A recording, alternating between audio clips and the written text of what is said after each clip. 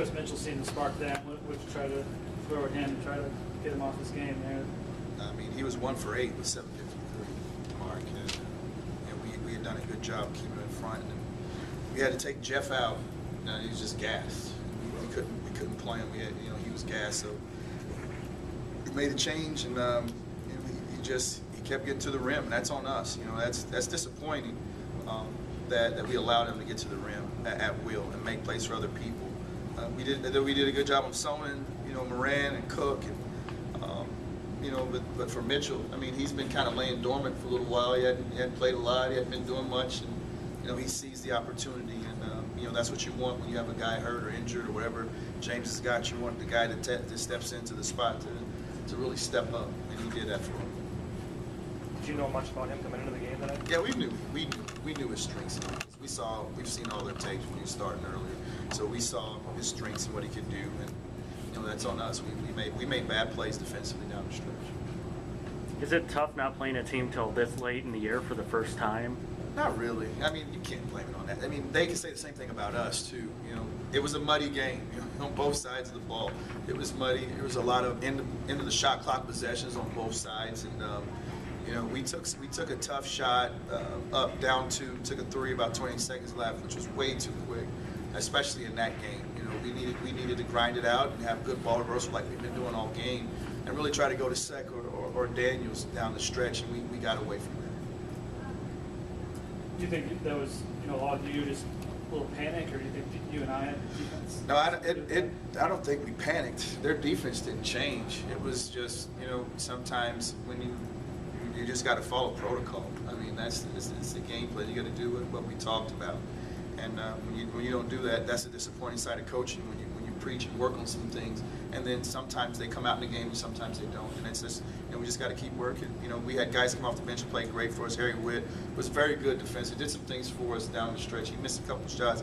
Obviously, Jeff was really good today, and Courtney did a great job for us, 4 assists, 1 turnover, and actually did the best job on Mitchell. We just struggled with the starting point guard matchup. And it should bode well for us since our guy's a junior. But today Mitchell got the best of him. Down the stretch, it wasn't just Mitchell.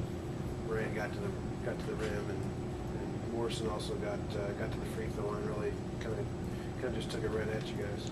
Right, and it's, like I said, it's unfortunate. Those things are effort and enthusiasm things. And those things, just because something bad happens, you don't have to continue mentally with that same play. And Moran woke up, made a couple plays down the stretch of the 3.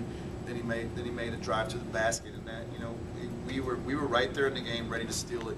And obviously Mitchell was a deciding factor. When Mitchell hit the 3 to put them up 41-39, is that when you think the game changed for you and I? No, it changed because we shot a shot within the first 10 seconds of the shot clock on the very next play. That's the change, and that's the disappointment for us, that we call something and we're going to grind him and try to go inside, and the guy just shoots it. That's a discipline.